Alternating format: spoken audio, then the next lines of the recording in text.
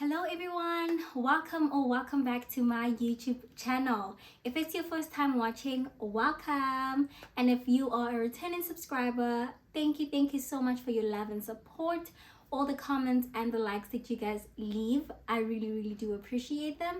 Okay, so as you can tell by the title of this video today, I will be talking about the documents that you need to secure a job, an English teaching job in South Korea. Okay, so without wasting any more of your time, let's get right into it.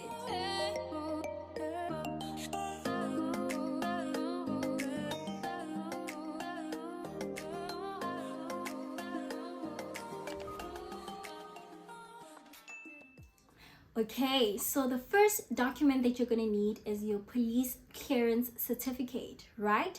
You're going to need to go to your nearest police station, get your fingerprint taken, and pay 150 rands or 160. I think it's now 160 rands. And they will send it to Pretoria, and the process time is, I think, between 4 to 6 weeks. It might take longer than that because you guys know how South African public facilities operate, right? Everything is just such a drag. Mine took like forever, I think 2 months or so. But yeah, if you're even thinking about teaching English in South Korea, I suggest you go get your police clearance done today. Okay, so that will cost you 150 rands. Or if you want to expedite the process, so if you want the process to go quicker, you can ask them to give you back your fingerprints, and you can use an agent to take your fingerprints to Pretoria. Their office is in Pretoria, where they process everything. It's gonna be it's gonna be a lot of money. They might charge you like 2,000, 3,000.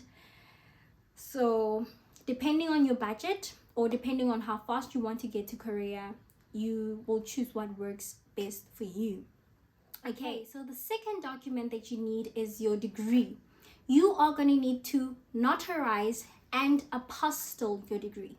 What does that mean? You're going to take your paper, your degree certificate, you're going to scan it. After you scan it, you're going to send it or email it to SACA verifications at something.co.za. I will just leave the email address on the description box below, or just put it here as I edit the video. Okay, so you're going to take that, email it to them, and they're going to say to you, okay, we're going to charge you 610 to notarize your document. So basically, notarizing means they say, yes, this particular person studied at the University of Johannesburg. They did study an electrical engineering degree, and it is real, like it's a real deal. The university is real. The university offers a real certificate, so it's not like a fly-by-night situation, right? And after they notarize it, they're gonna ask you if you want to come and collect it for yourself or by yourself, or if you would want them to come and if you would want them to send your your certificate to DIRCO, to the Department of International Relations and Corporations offices or something. And you can say yes or no. So you can either go there in person. They will send it to Postnet Brooklyn, and you can either go to Postnet Brooklyn in person and take it for yourself and take it to DIRCO by yourself, or you can ask them to send it directly to DIRCO, which I suggest because it's less stressful. And that is going to cost you 500. So for them to take your documents from Postnet Brooklyn to DIRCO is going to cost you 500, right? You are not paying for your degree to be apostilled. You're just paying for the courier service between SACA and DIRCO, right? Okay, so let me just say that again. Your degree to notarize, you send to SACA, they're going to charge you 610. After that, when they are done with it, they will ask you if you want to come pick it up or if they should send it to DIRCO.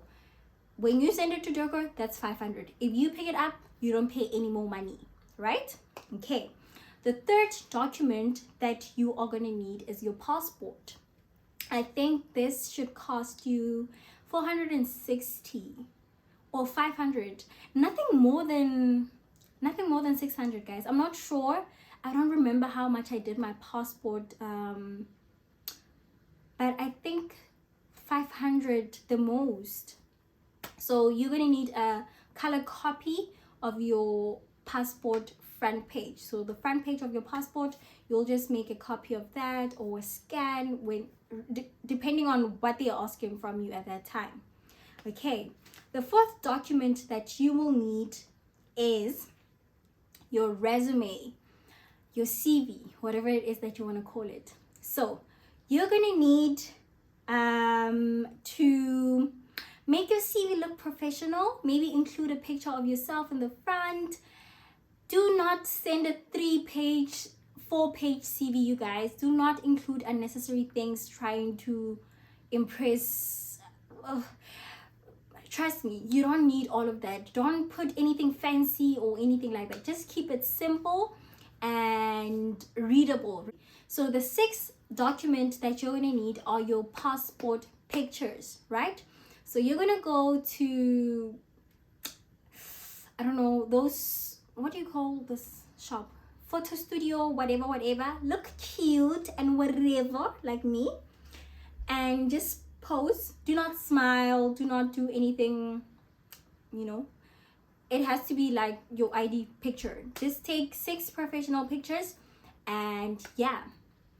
Another thing that you might need. I didn't need this. I didn't need these. I had them, but they never asked me to send them, so I didn't use them. Are 2 university sealed transcripts. 2 sealed transcripts. What do you mean by that? You are gonna have to go to your university, print out your academic records, 2 of them, right? Buy envelopes.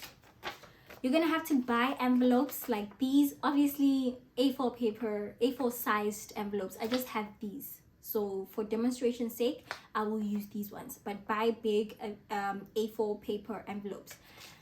You're gonna take those, go to your department or your faculty, whatever it is that you get your your academic records, right? Put your academic records inside, right? And ask the person who is at the front desk to like confirm that the academic records that you have inside are indeed yours, like you didn't forge them or anything. And they're gonna close it. After they've closed it, they are gonna put the university stamp right on top of the seal, right? So not here, not anywhere else, but right on top of the seal, to show that you didn't try and tamper with them or you didn't try and open them or anything like that. So yeah, so 2 sealed university transcripts. Another thing that you might need, but that is not entirely a recommendation, is 2 letters of recommendations. So you're gonna have to go to your previous employer or your lecturer or your professor and ask them to say, hey, there's this program that I'm applying for. Could you kindly please write a letter of recommendation for me? And yeah, so these letter of recommendations have to be written in ink, you guys. They literally have to be signed with a pen, not electronic, you know, digital stuff. They won't accept them. And the last thing that you're going to need are proof of schooling letters. So these are to show that you indeed went to an English medium school, or rather you were instructed with English at the schools that you attended from grade 7 to grade 12. I think it's grade 7. I'm not sure. I'll confirm. Or you guys can check on Gold Key or the Epic website, right? Okay, so I just want to put this out as a disclaimer. Some of the documents I did not mention here simply because I did not need them, right? So when you want to come to South Korea, there are two different routes that you could take: the public school route and the private school route. I took the private school route mainly because it was easier. The documents required were not as many as the ones required by public schools. So public schools, that would be your EPIC, your GOE, your SMOE, and I'm not sure what else. But yeah, all the documents that I mentioned here are only the documents that I needed to apply. Okay, so just a quick rundown of all the documents that I mentioned. The first document is going to be your PCC, police clearance certificate, that you're going to pay 150 at your nearest police station. You are going to pay 100. Oh yeah, you're going to pay 150, and you need to take it to DERCO to be apostilled, right? Second document is your degree. Your degree, you're going to send to SAQA. You're going to send the PDF format of your degree to SAQA. They're going to charge you 610 to notarize it. After they notarize it, they're going to offer you to either you come fetch it yourself or they submit it for you. I suggest the latter for obvious reasons. I think it's easier and less stressful. And they're gonna take it to DERCO, so you need to take your qualification to DERCO as well. Third document is your passport, which you're gonna do at Department of Home Affairs for 460 rands. The fourth document is your TEFL certificate, right? Which you do not need. Guys, I repeat, it's not compulsory for you to have a TEFL certificate. You can come to South Korea without a TEFL certificate. Okay, the fifth document is going to be your resume, and make it cute, make it interesting. Do not put too many things there, make it simple. Okay, sixth document that you're going to need are your passport pictures. You're going to need to take 6 passport pictures, and these are, if you are going the EPIC route, you are going to need this, right? So 2 letter of recommendations from your professor or your boss or your previous employer. Any one of those would work. Proof of schooling letters, so 1 from your primary school, 1 from your high school. If you went to the same school throughout, that's perfect, that's great. So you're just going to need 1 proof of schooling letter. The last documents are 2 sealed university transcripts. So your academic records, they need to be in an envelope, and it needs to be closed, and the stamp has to be right on top there.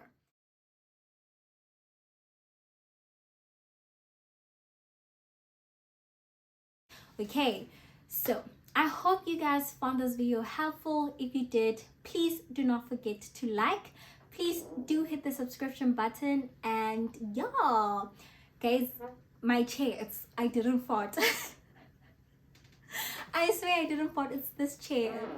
Yeah, I didn't fart. Okay, so yeah, I hope this video was helpful to you guys, and please do share if it was helpful. Please do share with a friend or anyone you think might need this. And yeah, I'll see you guys next time. Bye.